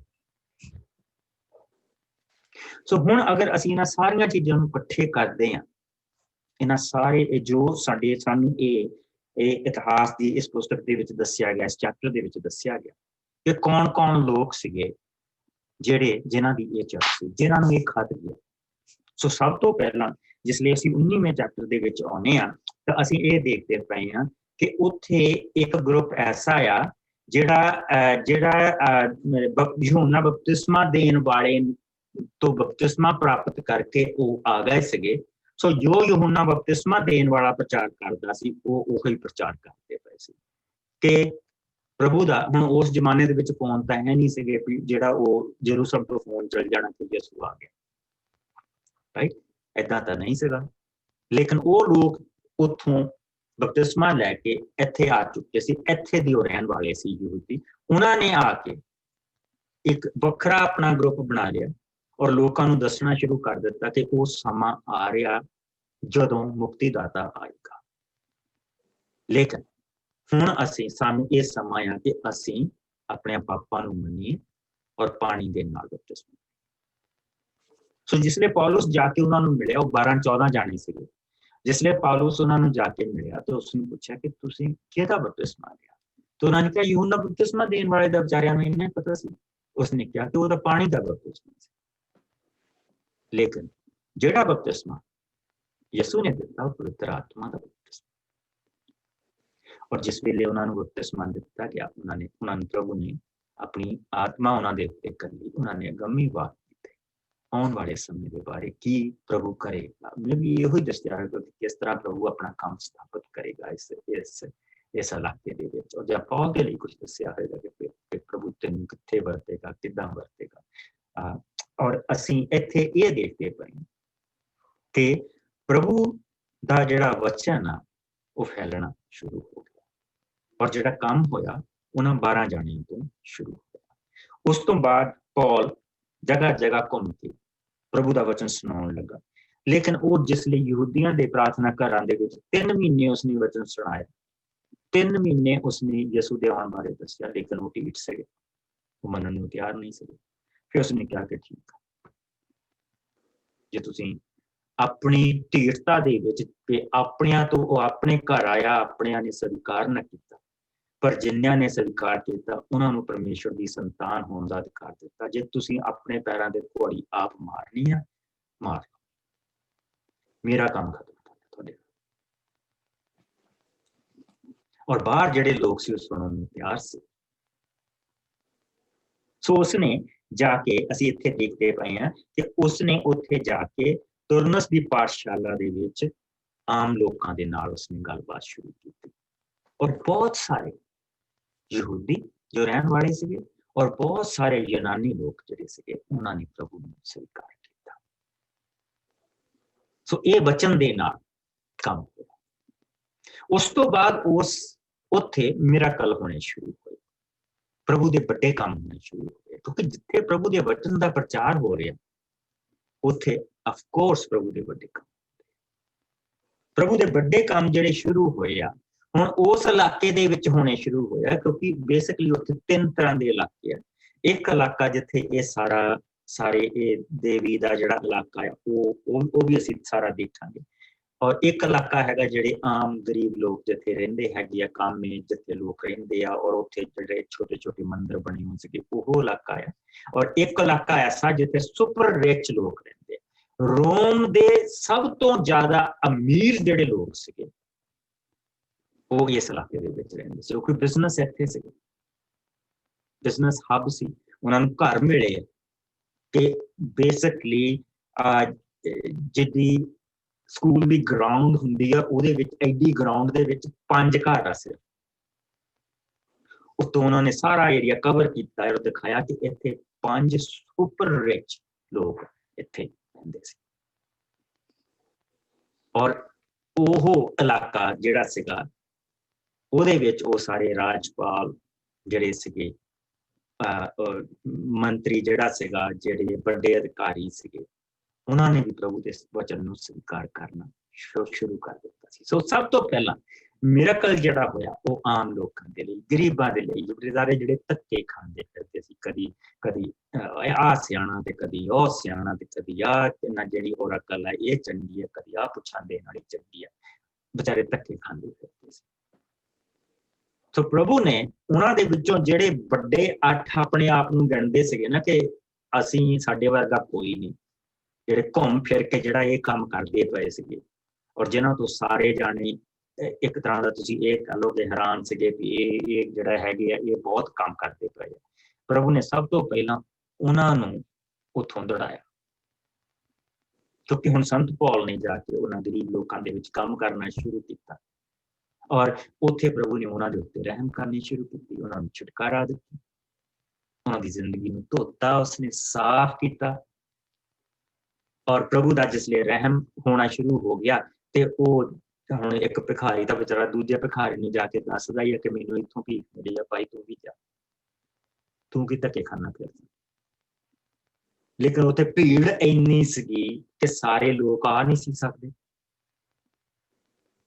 ਸੋ ਉਹ ਜਿਹੜੇ ਸੰਤ ਪੌਲ ਜਿਹਨਾਂ ਦੇ ਉਹਦੇ ਰੁਮਾਲ ਸੀਗੇ, ਲੋਕਾਂ ਨੇ ਉਹ ਹੀ ਲਿਜਾਣੇ ਸ਼ੁਰੂ ਕਰ ਦਿੱਤੇ ਤੇ ਲਿਜਾ ਕੇ ਉਹਨਾਂ ਨੇ ਬਿਮਾਰਾਂ ਦੇ ਉੱਤੇ ਪਾਉਣੇ ਸ਼ੁਰੂ ਕਰਤੇ, ਬਿਮਾਰ ਠੀਕ ਹੋਣੇ ਸ਼ੁਰੂ।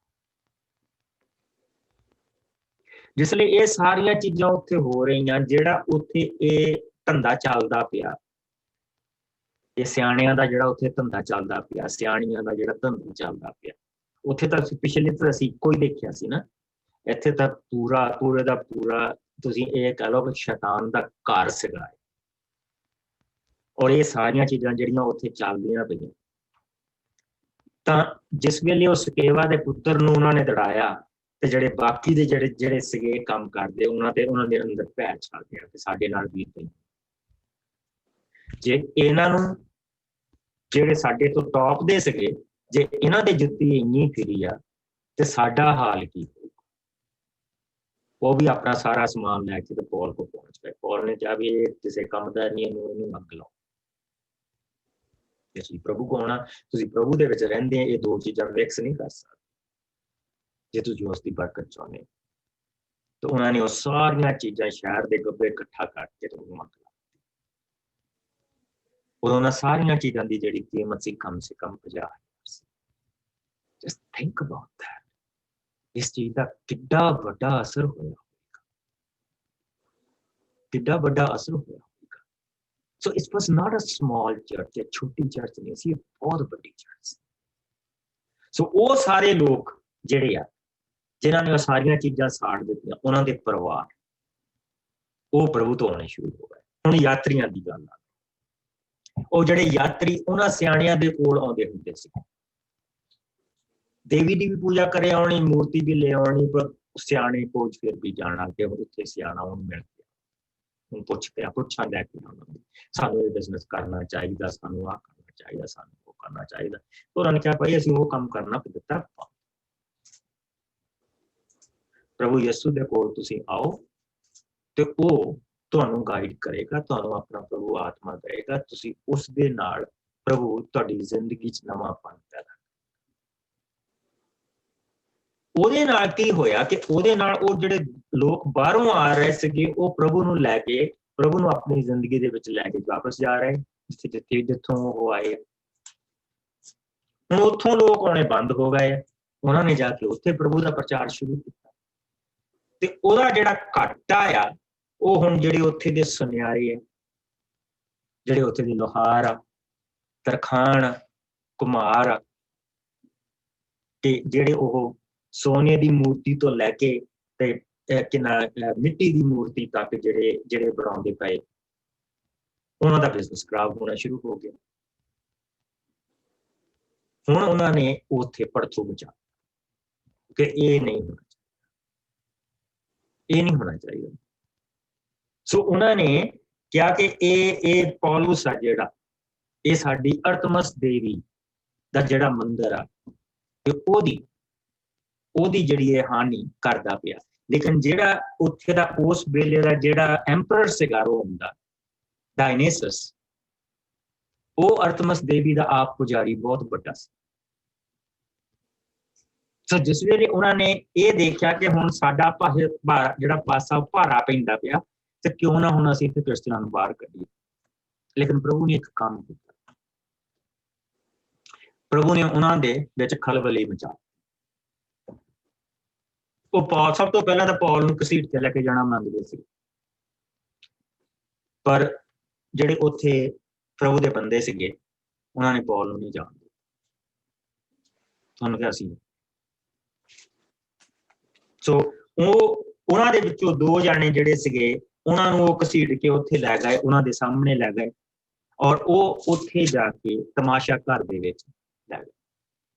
ਵਾਹ, ਇਹ ਕੋਈ ਤਮਾਸ਼ਾ ਘਰ ਕੋਈ ਛੋਟਾ ਮੋਟਾ ਨਹੀਂ ਸੀ। ਮੈਂ ਤੁਹਾਨੂੰ ਤਸਵੀਰ ਦਿਖਾਉਣਾ ਉਸ ਤਮਾਸ਼ੇ ਘਰ ਦੀ, ਕਿ ਇਹ ਤਮਾਸ਼ਾ ਘਰ ਕੀ ਸੀਗਾ।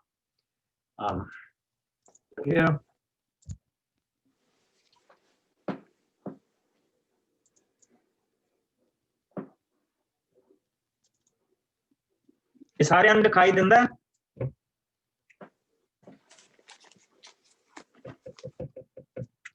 ਸਾਰਿਆਂ ਨੂੰ ਦਿਖਾਈ ਦਿੰਦਾ ਪਿਆ?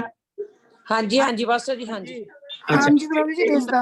ਹਾਂ, ਦਿਸਦਾ ਪਿਆ। ਸੋ ਇਹ ਇੱਥੇ ਖੜਾ ਹੋ ਕੇ, ਇਹ ਇੱਕ ਤਰ੍ਹਾਂ ਦਾ ਥੀਏਟਰ ਆ ਉਸ ਸਮੇਂ ਦਾ, ਜਿੱਥੇ ਘੱਟੋ ਘੱਟ 25,000 ਬੰਦਾ ਬਹਿ ਸਕਦਾ, ਔਰ ਇਹ ਉਸ ਵੇਲੇ ਹੁੱਲੜ ਮਚਾਉਣ ਵਾਲਿਆਂ ਦੇ ਨਾਲ ਇਹ ਭਰਿਆ ਪਿਆ। ਇਹ ਥੀਏਟਰ ਉਹਨਾਂ ਨੂੰ ਹੁਣੇ ਮਿਲਿਆ, ਇਸ ਨੂੰ ਜਿੱਦਾਂ ਇਹਦੇ ਉੱਤੋਂ ਜਿਸ ਉਹਨਾਂ ਨੇ ਮਿੱਟੀ ਹਟਾਈ ਹੈ, ਤੇ ਇਹਦੀ ਜਿਹੜੀ ਕਪੈਸਿਟੀ ਆ ਉਹ ਘੱਟ ਤੋਂ ਘੱਟ 25,000 ਬੰਦਾ ਹੈ ਜਿੱਥੇ ਬਹਿ ਸਕਦਾ। ਔਰ ਉਹ ਉਹਨਾਂ ਦੋਨਾਂ ਜਾਣਿਆਂ ਨੂੰ ਇੱਥੇ ਲੈ ਗਏ, ਜਿਹੜੇ ਮੋਸਟਲੀ ਜਿਹੜੇ ਹਾਈ ਐਂਡ ਲੋਕ ਹੁੰਦੇ ਸੀ ਉਹ ਮੋਹਰੇ ਬੈਠੇ ਹੁੰਦੇ ਸੀ, ਫਿਰ ਆਲੇ ਦੁਆਲੇ ਉਹਨਾਂ ਦੀ ਜਿੱਦਾਂ ਪੁਲਿਸ ਹੁੰਦੀ ਸੀ, ਤੇ ਆਮ ਲੋਕੀ ਜਿਹੜੇ ਆ ਉਹ ਇੱਧਰ ਸਾਰੇ ਇਲਾਕੇ ਦੇ ਵਿੱਚ ਬੈਠੇ ਹੋਆ ਤੇ ਉਹ ਰੌਲਾ ਪਾਉਂਦੇ ਪਏ। ਔਰ ਤੁਸੀਂ ਦੇਖ ਸਕਦੇ ਹੋ ਕਿ ਕੋਈ ਕੁਛ ਬੋਲਦਾ ਪਿਆ, ਕੋਈ ਕੁਛ ਬੋਲਦਾ ਪਿਆ। ਪ੍ਰਭੂ ਨੇ ਉਹਨਾਂ ਤੋਂ ਬੇਸਿਕਲੀ ਬੁੱਧੀ ਲੈ ਲਈ ਆ, ਔਰ ਉਹ ਉੱਥੇ ਇਹ ਸਾਰਾ ਰੌਲਾ ਗੋਲਾ ਪਾ ਕੇ, ਤਾਂ ਉਹ ਜਿਸ ਤਰ੍ਹਾਂ ਤੁਸੀਂ ਕਹਿ ਸਕਦੇ ਕਿ ਉਹ ਇੱਥੋਂ ਥੋੜਾ ਜਿਹਾ ਸਾਫ਼ ਦਿਖਾਈ ਦੇ ਰਿਹਾ ਕਿ ਜਿਹੜੇ let me make it a little bit bigger for you guys। ਹੁਣ ਤੁਹਾਨੂੰ ਦਿਸਦਾ ਪਿਆ ਇਹ? ਹਾਂਜੀ ਪਾਸਟਰ ਜੀ, ਪੂਰਾ ਕਲੀਅਰ ਦਿੰਦਾ ਹੁਣ ਕਲੀਅਰ ਜੀ, ਜਿਹੜੇ ਬੰਦੇ ਸੀਗੇ ਉਹ ਬੇਸਿਕਲੀ ਇੱਥੇ ਇਕੱਠੇ ਹੋਏ ਹੋ, ਤੇ ਜਿਹੜੀ ਆਮ ਜਨਤਾ ਹੈ ਉਹ ਸਾਰੇ ਦੇ ਨਾਲ ਇਹ ਜਿਹੜਾ ਇਲਾਕਾ ਸਾਰਾ ਜਿਹੜਾ ਹੈਗਾ ਏਰੀਆ ਭਰਿਆ ਪਿਆ। ਸੋ ਕੋਈ ਕੁਛ ਰੌਲਾ ਪਾਉਂਦਾ ਪਿਆ, ਕੋਈ ਕੁਛ ਰੌਲਾ ਪਾਉਂਦਾ ਪਿਆ। ਪ੍ਰਭੂ ਨੇ ਉਹਨਾਂ ਦੇ ਵਿੱਚ ਇੱਕ ਐਸੀ ਖੜਦੜੀ ਮਚਾ ਦਿੱਤੀ ਕਿ ਉਹਨਾਂ ਨੂੰ ਸਮਝ ਹੀ ਨਹੀਂ ਆਉਂਦਾ ਪਿਆ ਕਿ ਉਹ ਕੀ ਕਹਿੰਦੇ ਪਏ ਆ। ਸੋ ਇਹ ਤਮਾਸ਼ਾ ਘਰ ਆ ਜਿਹੜਾ ਉਹਨਾਂ ਨੂੰ ਮਿਲਿਆ, ਜਿੱਥੇ ਇਹ ਸਾਰੀਆਂ ਚੀਜ਼ਾਂ ਹੋ ਰਹੀਆਂ। ਸੋ ਅਗਰ ਅਸੀਂ ਦੇਖੀਏ ਤਾਂ ਇੱਥੇ ਕਾਫੀ ਲੋਕ ਆ ਜਿਹੜੇ ਹੁੱਲੜ ਮਚਾ ਰਹੇ ਔਰ ਉਹ ਇਹ ਕਹਿ ਰਹੇ ਆ ਕਿ ਇਸ ਨੂੰ ਇਹਨਾਂ ਨੇ ਸਾਡੀ ਅਰਤਮਸ ਦੇਵੀ ਦੀ ਜਿਹੜੀ ਹੈਗੀ ਆ ਉਹਦੇ ਨਾਂ ਦੇ ਉੱਤੇ ਬੁਰੀਆਂ ਗੱਲਾਂ ਕਹੀਆਂ ਔਰ ਵਿੱਚ ਹੀ ਲੱਗੇ ਉਹ ਆਪਣੇ ਨਾਰੇ ਲੱਗੇ ਹੋ ਕਈ ਮਾਰ ਨਾਪਸਸ ਦੀ ਦੇਵੀ ਅਰਤਮਸ ਮਹਾਨ ਹੈ ਤੇ ਉਹ ਵਿੱਚ ਹੀ ਨਾਰੇਬਾਜ਼ੀ ਹੋ ਰਹੀ ਆ ਵਿੱਚ ਕਿਸੇ ਨੂੰ ਕੁਛ ਨਹੀਂ ਸਮਝ ਆ ਰਿਹਾ ਵੀ ਕੀ ਹੋ ਰਿਹਾ ਔਰ ਅਖੀਰ ਦੇ ਵਿੱਚ ਜਿਹੜਾ ਉਸਥੇ ਦਾ ਮੰਤਰੀ ਸੀ ਉੱਠ ਕੇ ਖੜਾ ਹੋਇਆ ਸੋ ਉਸਨੇ ਸਾਰਿਆਂ ਨੂੰ ਚੁੱਪ ਰਹਿਣ ਦੇ ਲਈ ਕਿਹਾ ਕਿਉਂਕਿ ਉਸਨੇ ਇਹ ਕਿਹਾ ਕਿ ਅਗਰ ਹੁੱਲੜ ਹੋ ਗਿਆ ਤਾਂ ਰੋਮ ਦੀ ਫੌਜ ਨੇ ਇੱਥੇ ਆ ਜਾਣਾ ਅਗਰ ਕਿਸੇ ਦੀ ਕੋਈ ਕੇਸ ਆ ਕਿਸੇ ਨੂੰ ਕਿਸੇ ਨੇ ਘਾਟਾ ਪਾਇਆ ਤੁਸੀਂ ਕੇਸ ਕਰੋ ਉਹਦੇ ਉੱਤੇ ਰਾਜਪਾਲ ਬੈਠੇਗਾ ਹਿਸਾਬ ਕਿਤਾਬ ਕਰੇਗਾ ਅਗਰ ਉਹ ਤੇਰਾ ਠੀਕ ਨਿਕਲਿਆ ਤੈਨੂੰ ਦੇ ਦਿੱਤਾ ਜਾਏਗਾ ਪਰ ਅਗਰ ਹੁੱਲੜ ਹੋ ਗਿਆ ਤੇ ਫਿਰ ਰੋਮ ਦੀ ਫੌਜ ਨਹੀਂ ਆ ਜਾਣਾ ਉਹਨੇ ਤੁਹਾਡੇ ਤੋਂ ਕਿਸੇ ਨੂੰ ਛੱਡਣਾ ਇਸ ਕਰਕੇ ਪ੍ਰਭੂ ਨੇ ਇਸ ਤਰੀਕੇ ਦੇ ਨਾਲ ਉੱਥੇ ਸ਼ਾਂਤੀ ਲੈ ਕੇ ਆਉਂਦੀ ਲੇਕਿਨ ਅਸੀਂ ਇਹ ਦੇਖਦੇ ਪਏ ਹਾਂ ਕਿ ਜਿੱਦਾਂ ਹੀ ਉੱਥੇ ਇਹ ਸਾਰੀਆਂ ਚੀਜ਼ਾਂ ਹੋ ਰਹੀਆਂ ਉੱਥੇ ਅਗਰ 31ਵੀਂ ਆਇਤ ਮੇਰੇ ਨਾਲ ਤੁਸੀਂ ਦੇਖੋ ਅਸੀਆ ਦੇ ਕਈ ਅਧਿਕਾਰੀ ਜਿਹੜੇ ਪਾਲੂਸ ਦੇ ਮਿੱਤਰ ਸਨ ਨੇ ਵੀ ਸੁਨੇਹਾ ਘੱਲਿਆ ਅਤੇ ਬੇਨਤੀ ਕੀਤੀ ਕਿ ਤਮਾਸ਼ਾ ਘਰ ਵਿੱਚ ਜਾਣ ਦੀ ਕੋਸ਼ਿਸ਼ ਨਾ ਕਰਨ ਸੋ ਸਾਨੂੰ ਇੱਥੋਂ ਇਹ ਪਤਾ ਲੱਗਦਾ ਕਿ ਬਹੁਤ ਸਾਰੇ ਹਾਈ ਐਂਡ ਲੋਕ ਵੀ ਪ੍ਰਭੂ ਯਿਸੂ ਦੇ ਵਿੱਚ ਆ ਗਏ ਸੀ ਇੱਥੇ ਪ੍ਰਭੂ ਯਿਸੂ ਮਸੀਹ ਦੀ ਮਾਂ ਨੇ ਸੇਵਾ ਕੀਤੀ ਇਸ ਇਲਾਕੇ ਦੇ ਵਿੱਚ ਔਰ ਉਹਦੀ ਸਾਰੀ ਜਿਹੜੀ ਸੇਵਾ ਸੀ ਉਹ ਇਸ ਇਲਾਕੇ ਦੇ ਵਿੱਚ ਔਰ ਜਿੱਥੇ ਤੱਕ ਦੱਸਿਆ ਜਾਂਦਾ ਕਿ ਜਿਹੜੀ ਉਸਦੀ ਕਬਰ ਆ ਉਹ ਵੀ ਅਫਸੋਸ ਦੇ ਵਿੱਚ ਕਿਉਂਕਿ ਹਾਲੇ ਤੱਕ ਸਿਰਫ 10% ਏਰੀਆ ਜਿਹੜਾ ਉਹਨਾਂ ਨੇ ਜਿਸ ਨੂੰ ਉਹਨਾਂ ਨੇ ਸਾਫ਼ ਕੀਤਾ ਹੈਗਾ ਔਰ ਬਾਕੀ ਏਰੀਆ ਨਹੀਂ ਕੀਤਾ ਚਰਚ ਲੱਭ ਗਈ ਆ ਜਿੱਥੇ ਜਿਹੜੀ ਯਹੂਨਾ ਤੇ ਜਿੱਥੇ ਲਿਖਤਾਂ ਲਿਖੀਆਂ ਕਿ ਇੱਥੇ ਯਹੂਨਾ ਨੇ ਸੇਵਾ ਕੀਤੀ ਉਹਦੀ ਪ੍ਰਭੂ ਦੀ ਮਾਂ ਨੇ ਸੇਵਾ ਕੀਤੀ ਉਹ ਸਾਰੀਆਂ ਲਿਖਤਾਂ ਮਿਲ ਗਈਆਂ ਔਰ ਉਹ ਜਿਹੜੀ ਚਰਚ ਕਾਫੀ ਵੱਡੀ ਚਰਚ ਜਿਹੜੀ ਹੈਗੀ ਆ ਉਹਦਾ ਜਿਹੜਾ ਖੰਡਰ ਆ ਉਹ ਮਿਲ ਗਿਆ ਸੋ ਉਹ ਵੀ ਆਪਾਂ ਦੇਖਾਂਗੇ ਇਹ ਇੱਕ ਐਸੀ ਚਰਚ ਸੀ ਜਿਸ ਨੂੰ ਪ੍ਰਕਾਸ਼ ਦੀ ਪੋਥੀ ਦੇ ਵਿੱਚ ਪ੍ਰਭੂ ਨੇ ਸਭ ਤੋਂ ਪਹਿਲਾ ਖਤ ਜਿਹੜਾ ਗਿਆ ਸੀ ਉਹ ਇਸ ਚਰਚ ਨੂੰ ਗਿਆ ਸੀ ਸੋ ਆਓ ਅਸੀਂ ਪ੍ਰਕਾਸ਼ ਦੀ ਪੋਥੀ ਦੇ ਵਿੱਚ ਜਾਵਾਂਗੇ ਅਸੀਂ ਬਾਰ-ਬਾਰ ਇਹਨਾਂ ਚੀਜ਼ਾਂ ਨੂੰ ਦੇਖਾਂਗੇ ਜਿਸ ਲਈ ਅਸੀਂ ਜਾਵਾਂਗੇ ਲੇਕਿਨ ਇਹ ਥੋੜਾ ਜਿਹਾ ਜਿਹੜੀ ਇੰਟਰੋਡਕਸ਼ਨ ਦੇ ਵਿੱਚ ਇਹ ਸਾਰੀਆਂ ਚੀਜ਼ਾਂ ਜਿਹੜੀਆਂ ਹੈਗੀਆਂ ਨਾ ਉਹ ਮੈਂ ਉਹਨਾਂ ਨੂੰ ਬਾਹਰ ਕੱਢ ਕੇ ਲੈਣ ਤੇ ਆਉਣਾ ਮੰਗਦਾ ਤਾਂ ਕਿ ਸਾਨੂੰ ਥੋੜੇ ਜਿਹੀ ਸਾਡੀ ਫਾਊਂਡੇਸ਼ਨ ਦੀ ਬਣ ਜਾਵੇ ਕਿ ਜਿਸ ਲਈ ਅਸੀਂ ਇਹਨਾਂ ਦੀ ਪੁਸਤਕ ਦੇ ਵਿੱਚ ਜਾਵਾਂਗੇ ਤਾਂ ਕਿੱਦਾਂ ਦੇਖੋ ਕਿਸ ਤਰ੍ਹਾਂ ਆਪੇ ਸਾਰੀਆਂ ਚੀਜ਼ਾਂ ਖੁੱਲ ਕੇ ਸਾਹਮਣੇ ਆਉਂਦੀਆਂ ਮੇਰੇ ਨਾਲ ਪ੍ਰਕਾਸ਼ ਦੀ ਪੋਥੀ ਦੇ ਵਿੱਚ ਆ ਜਾਓ ਸਭ ਪਿੱਛੇ ਚਲੇ ਜਾਓ ਔਰ ਪੰਨਾ ਹੈਗਾ 464 दूसरा पाप प्रकाश की पोथी का दूसरा पाप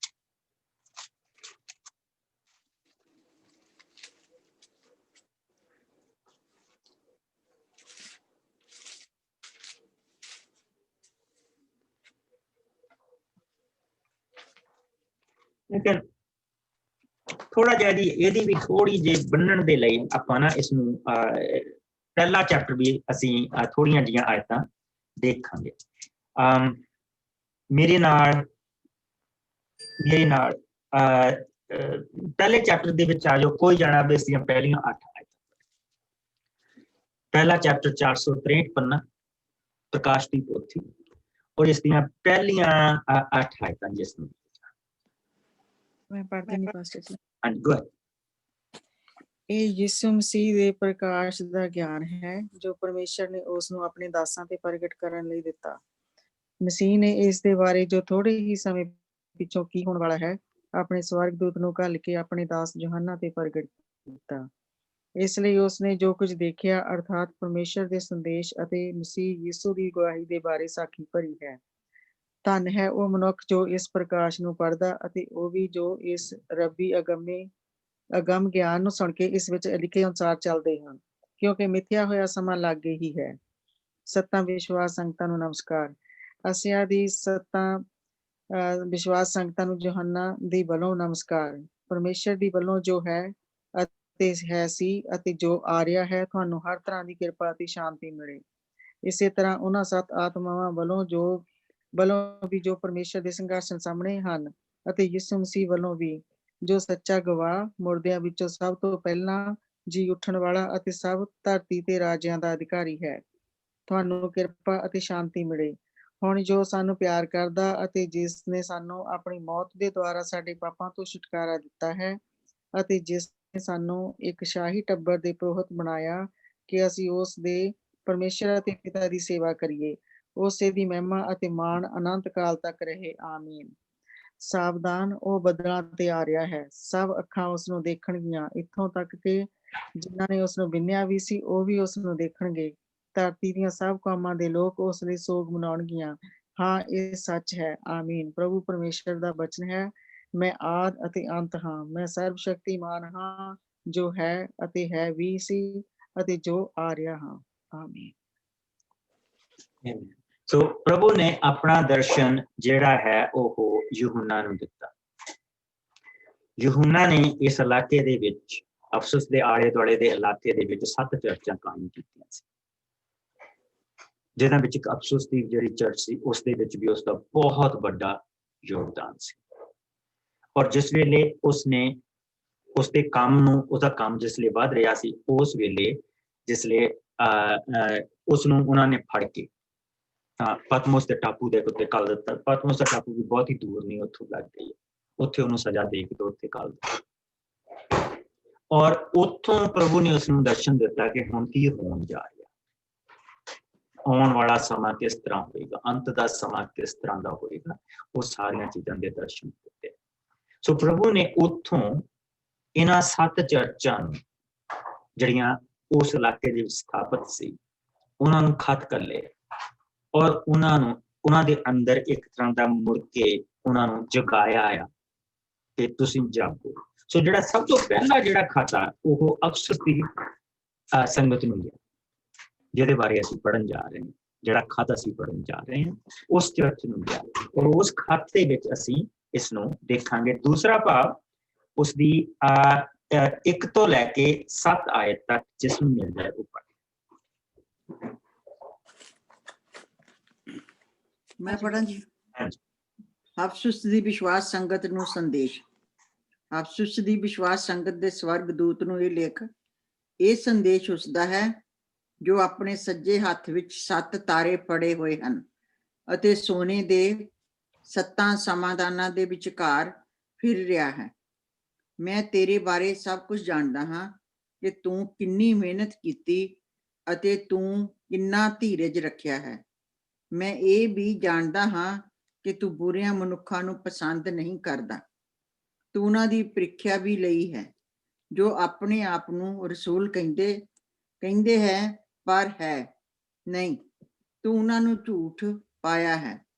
ਤੂੰ ਸੱਚਮੁੱਚ ਜਾਣਦਾ ਹੈ ਤੂੰ ਮੇਰੇ ਨਾਂ ਦੀ ਖਾਤਰ ਬਹੁਤ ਕੁਝ ਸਹਿਆ ਅਤੇ ਤੂੰ ਥੱਕਿਆ ਨਹੀਂ। ਪਰ ਇਹ ਸਭ ਹੋਣ ਤੇ ਵੀ ਮੈਨੂੰ ਤੇਰੇ ਵਿਰੁੱਧ ਕਹਿਣਾ ਹੈ ਕਿ ਤੂੰ ਆਪਣਾ ਉਹ ਪਿਆਰ ਭੁੱਲ ਗਿਆ ਹੈ ਜੋ ਤੇਰੇ ਕੋਲ ਪਹਿਲਾਂ ਸੀ। ਯਾਦ ਕਰ ਤੂੰ ਕਿੱਥੋਂ ਡਿੱਗਾ ਹੈ ਅਤੇ ਆਪਣੇ ਬੁਰੇ ਕੰਮਾਂ ਵੱਲੋਂ ਮੂੰਹ ਮੋੜ ਅਤੇ ਉਹ ਹੀ ਕਰ ਜੋ ਤੂੰ ਪਹਿਲਾਂ ਕਰਦਾ ਸੀ। ਜੇਕਰ ਤੂੰ ਆਪਣੇ ਬੁਰੇ ਕੰਮਾਂ ਨੂੰ ਨਹੀਂ ਛੱਡੇਗਾ ਤਾਂ ਫਿਰ ਮੈਂ ਆਪ ਆਵਾਂਗਾ ਅਤੇ ਤੇਰੇ ਸਮਾਧਾਨ ਨੂੰ ਉਸ ਦੀ ਥਾਂ ਤੋਂ ਹਟਾ ਦੇਵਾਂਗਾ। ਹਾਂ, ਇਹ ਵੀ ਤੇਰੇ ਹੱਕ ਵਿੱਚ ਹੈ ਕਿ ਤੂੰ ਨਿਕੋਲਾਈਆਂ ਦੇ ਬੁਰੇ ਕੰਮਾਂ ਨੂੰ ਘਿਰਨਾ ਕਰਦਾ ਹੈ, ਜਿਨ੍ਹਾਂ ਨੂੰ ਮੈਂ ਵੀ ਘਿਰਨਾ ਕਰਦਾ ਹਾਂ। ਜਿਸ ਦੇ ਕੰਨ ਹਨ ਉਹ ਸੁਣੇ ਕਿ ਪਵਿੱਤਰ ਆਤਮਾ ਵਿਸ਼ਵਾਸ ਸੰਗਤਾਂ ਨੂੰ ਕੀ ਕਹਿੰਦਾ ਹੈ। ਉਹ ਜੋ ਜਿੱਤ ਪ੍ਰਾਪਤ ਕਰਦਾ ਹੈ ਉਸ ਨੂੰ ਮੈਂ ਜੀਵਨ ਦੇ ਉਸ ਰੁੱਖ ਦਾ ਫਲ ਖਾਣ ਲਈ ਦਾ ਅਧਿਕਾਰ ਦੇਵਾਂਗਾ ਜੋ ਪਰਮੇਸ਼ਰ ਦੇ ਪਵਿੱਤਰ ਬਾਗ ਵਿੱਚ ਹੈ। ਆਮੀਨ। ਜੋ ਪਰਮੇਸ਼ਰ ਦੇ ਪਵਿੱਤਰ ਬਾਗ ਦੇ ਵਿੱਚ ਹੈ।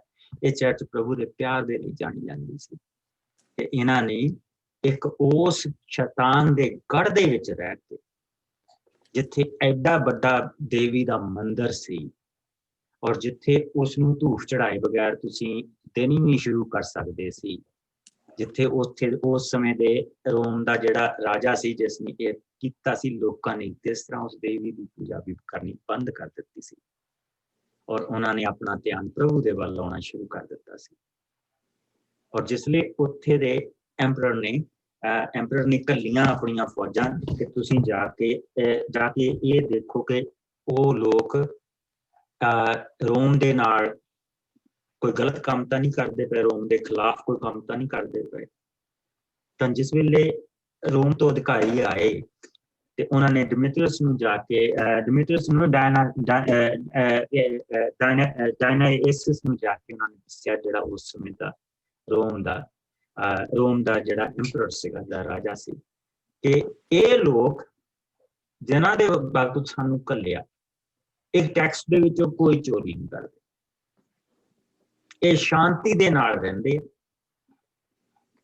ਔਰ ਇਹ ਬਹੁਤ ਸਾਫ਼ ਸੁਥਰੇ ਰਹਿੰਦੇ, ਇਹਨਾਂ ਤੋਂ ਕਿਸੇ ਨੂੰ ਕੋਈ ਪ੍ਰੋਬਲਮ ਨਹੀਂ, ਸਵਾਏ ਇਸ ਦੇ ਕਿ ਇਹ ਤੇਰੀ ਮੂਰਤੀ ਦੇ ਮੂਹਰੇ ਤੇ ਦੇਵੀ ਦੀ ਮੂਰਤੀ ਦੇ ਮੂਹਰੇ ਧੂਫ ਨਹੀਂ ਚੜਾਉਂਦੇ।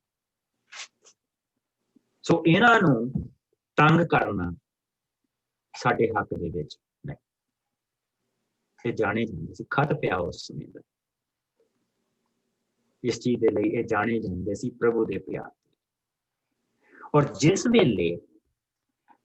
ਵੇਲੇ ਇਹ ਸਾਰੀਆਂ ਚੀਜ਼ਾਂ ਹੋ ਰਹੀਆਂ ਸੀ ਔਰ ਜਿਸ ਵੇਲੇ ਉਹਨਾਂ ਨੇ ਯਹੂਨਾ ਨੂੰ ਉੱਥੇ ਟਾਪੂ ਦੇ ਉੱਤੇ ਘੱਲ ਦਿੱਤਾ, ਤੇ ਫਿਰ ਜਿਸ ਤਰ੍ਹਾਂ ਕਿ ਇਹ ਥੋੜਾ ਜਿਹਾ ਇਹ ਲੋਕ ਪਿੱਛੇ ਹਟਣ ਲੱਗ ਪਏ ਤਾਂ ਪ੍ਰਭੂ ਨੇ ਮੁੜ ਕੇ ਉਹਨਾਂ ਨੂੰ ਜਾਗਰਤ ਕੀਤਾ। ਇਹ ਉਹ ਚਰਚ ਆ ਜਿਹਦੇ ਬਾਰੇ ਅਸੀਂ ਪੜ੍ਹਨ ਜਾ ਰਹੇ ਹਾਂ।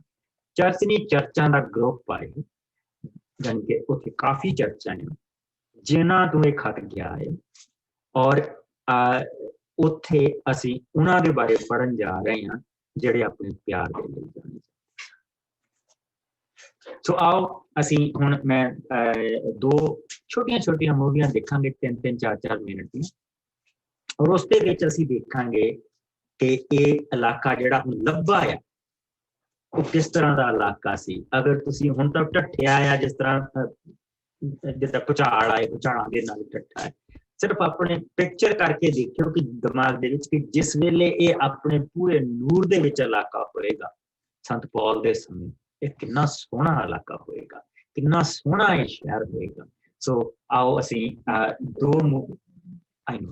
2 ਮੂਵੀਆਂ ਦੇਖਾਂਗੇ ਛੋਟੀਆਂ ਔਰ ਅਸੀਂ ਉਹਨਾਂ ਦੇ ਵਿੱਚ ਦੇਖਾਂਗੇ ਇਸ ਸਾਰੇ ਇਲਾਕੇ ਦੇ ਬਾਰੇ, ਸੰਤ ਪੌਲ ਦੇ ਉਹਨਾਂ ਚਰਚਾਂ, ਉਸ ਚਰਚ ਨੂੰ ਦੇਖਾਂਗੇ ਜਿਹੜੀ ਹਾਲੇ ਇਹਨਾਂ ਨੂੰ ਇੱਕ ਚਰਚ ਲੱਭੀ ਆ, ਉਸ ਦੇਵੀ ਦੇ ਮੰਦਿਰ ਨੂੰ ਦੇਖਾਂਗੇ ਜਿਹੜਾ ਉੱਥੇ ਬਣਾਇਆ ਗਿਆ ਸੀ। ਸੋ ਲੈਟ ਅਸ ਗੋ ਦੇਅਰ।